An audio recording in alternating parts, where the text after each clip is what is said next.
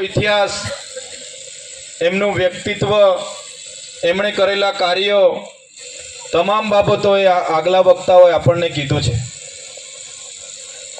જે રીતે સંવિધાનમાં દલિત સમાજ માટેની જે બાબા સાહેબ આંબેડકરની ભૂમિકા હતી, એ જ પ્રકારની ભૂમિકા આદિવાસી સમાજ માટે સંવિધાન સભામાં જયપાલસિંહ મુંડાએ નિભાવી છે.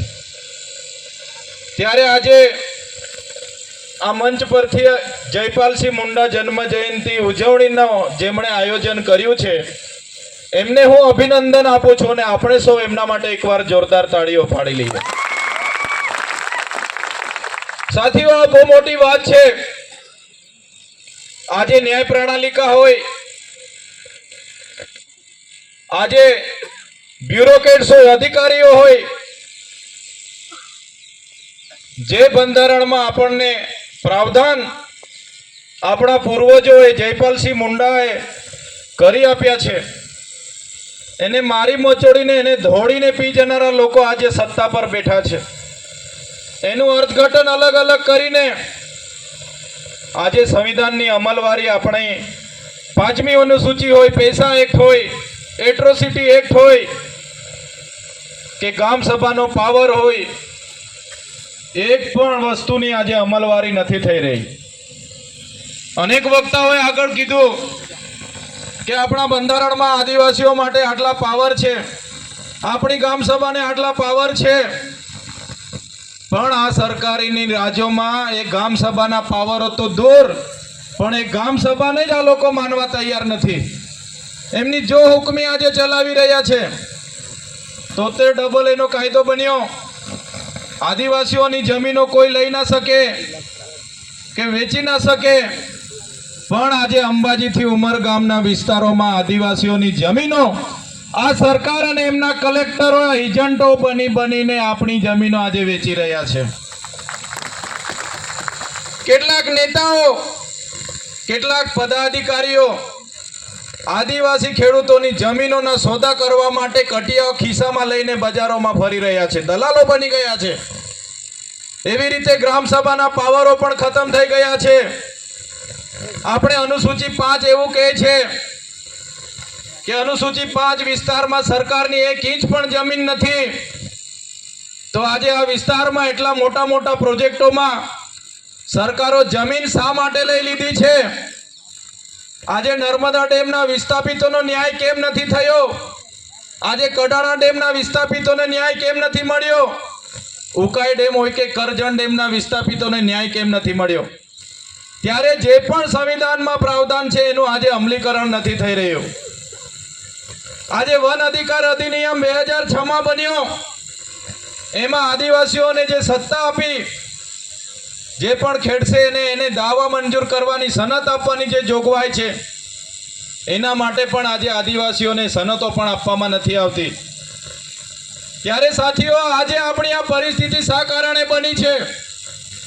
કેમ કે આપણે બધા એક નથી. આજે અમે રસ્તે વાત કરતા કરતા આવતા હતા કે આદિવાસી સમાજની જનજાગૃતિ અને એકતાની મીટિંગ છે. આપણે જઈએ કે નહીં જઈએ, પણ કદાચ આજુબાજુના 8-10 ધારાસભ્ય હાજર હશે. પણ દુઃખ સાથે કહેવું પડે છે કે ગુજરાતમાં 27 જેટલી અનામત બેઠકો પરથી ચૂંટાઈને વિધાનસભામાં ગયેલા ધારાસભ્ય આટલી મોટી સંખ્યામાં આપણો સમાજ ભેગો થયો છે, છતાં પોતે ઉપસ્થિત નથી રહ્યા અને પોતે સાબિત કરી દીધું છે કે પક્ષ પાર્ટીના ગુલામ બનીને બેઠા છે. સાથીઓ, હું 380 થી 400 કિલોમીટર અહીંયા આવ્યો છું. મારે રસ્તે એક બીજો કાર્યક્રમ હતો એટલે હું લેટ થયો, પણ હું આ મંચ પર એટલા માટે આવ્યો છું કે આ મંચ સમાજનું મંચ છે, સમાજ જાગૃતિનું મંચ છે. ત્યારે સમાજ જાગૃતિના મંચનું આમંત્રણ મળે એટલે જવું પડે. ત્યારે આ મંચ પર મેં કોઈ પાર્ટીના ધારાસભ્ય તરીકે નથી આવ્યો, પણ આદિવાસી સમાજના ધારાસભ્ય તરીકે મેં આવ્યો છું. આજે અનામત બેઠક પરથી હું ધારાસભ્ય બન્યો છું. કદાચ કોઈ પણ પાર્ટી મને મેન્ડેટ આપી દે, ટિકિટ આપી દે, પણ જો આદિવાસી જાતિનું સર્ટી હું મારા ફોર્મમાં નહીં જોડું, તે દિવસે મારું ધારાસભ્યનું ફોર્મ પાસ થવાનું નથી.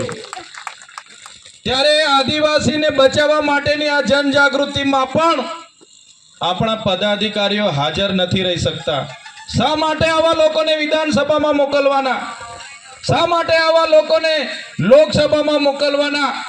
ત્યારે હું તમને એ પણ અપીલ કરું છું, કોઈ પણ પક્ષ પાર્ટીમાંથી ઉભા રહે, પણ જે લોકો આદિવાસી સમાજનો અવાજ બને, આદિવાસી સમાજનું પ્રતિનિધિત્વ કરે, એવા જ લોકોને આવનારી તાલુકા, જિલ્લા હોય કે વિધાનસભા સાંસદ હોય એમાં ચૂંટીને મોકલજો. એ આપ સૌને હું વિનંતી કરું છું. સાથીઓ, આઝાદીના 78 વર્ષ થઈ ગયા.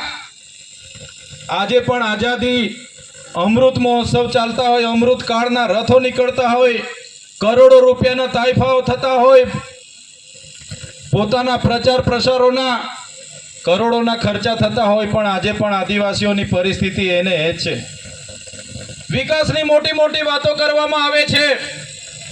આ વિસ્તારમાં મોટા મોટા પ્રોજેક્ટો આવી જવાથી, ઊંચા ઊંચા સ્ટેચ્યુ બની જવાથી, હાઈવે, નેશનલ હાઈવે બની જવાથી, કોરિડોર બની જવાથી કે મોટા મોટા બિલ્ડિંગો બની જવાથી આદિવાસીઓનો વિકાસ નથી થવાનો.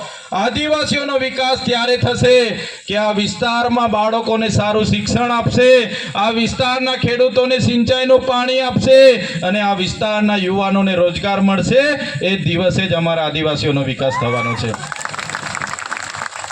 ત્યારે સાથીઓ, આઝાદીના 78 વર્ષ પછી પણ આજે